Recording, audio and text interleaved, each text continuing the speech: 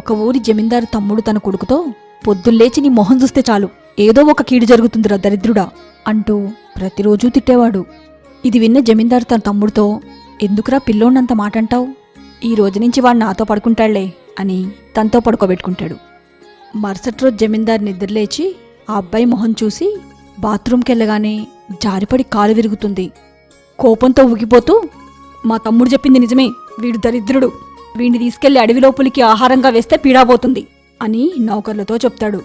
అప్పుడు ఆ పిల్లోడు, మీ నిద్రలేచి నా మొహం చూస్తే మీ కాలు మాత్రమే విరిగింది, కానీ అదే నేను మీ మొహం చూస్తే నా ప్రాణానికి ముప్పు వచ్చింది పెద్దనానా.